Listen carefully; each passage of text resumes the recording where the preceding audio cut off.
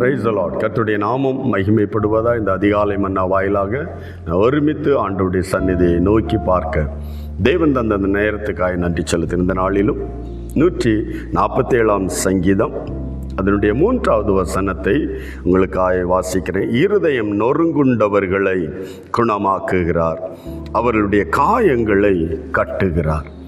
இருதயம் நொறுங்குண்ட ஒரு தேவ பிள்ளை என்று வரும்போது பாடுகளினால், வேதனைகளினால், துன்பங்களினால் சகிக்க முடியாமல் வரும்போது, தாங்க முடியாமல் வரும்போது தான் ஒரு தேவனுடைய பிள்ளையின் இருதயம் நொறுங்குகிறது, உடைகிறது. என்ன செய்வது? இருதயம் உடைந்தால் கண்ணீரோடு அழ ஆரம்பிச்சிருவாங்க, உள்ளம் அழுது கொண்டு இருக்கும்.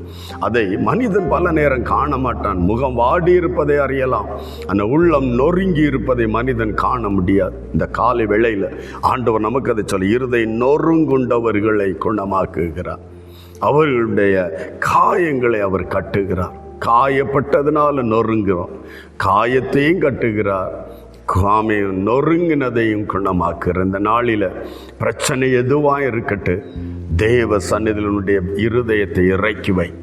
எதனால நீ துன்பப்பட்டு, எந்த துன்பத்து நிமித்தம், எந்த ஏழாமை நிமித்தம், பிள்ளைகளினாலோ, வேலை இல்லாததினாலோ, சரியான வருமானம் இல்லாததினாலோ, திருமணம் ஆகாததினாலோ, பல விஷயங்கள் ஒவ்வொருவருடைய வாழ்க்கையிலும் இருதயம் நொறுங்குகிற விஷயங்கள் உண்டாகும்.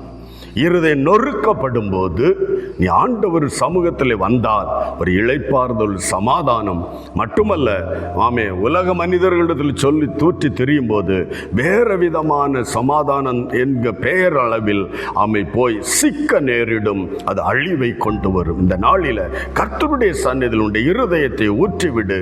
எப்பொழுது அந்நாள் தேவ சந்நிதியில் உடைந்த நொறுங்கின உள்ளத்தை ஊற்றினாலோ அந்த நாளிலே ஒரு விடுதலை. இன்றைக்கும் கர்த்தரோடு பேசுகிறார். உடைக்கப்பட்ட உள்ளத்தை தெய்வ சந்நிதியில் இறக்கி வை. அவர் அதை குணமாக்க விரும்புகிறார், நீ ஆசீர்வதிக்க விரும்புகிறார். ஜெபிக்கலாம்.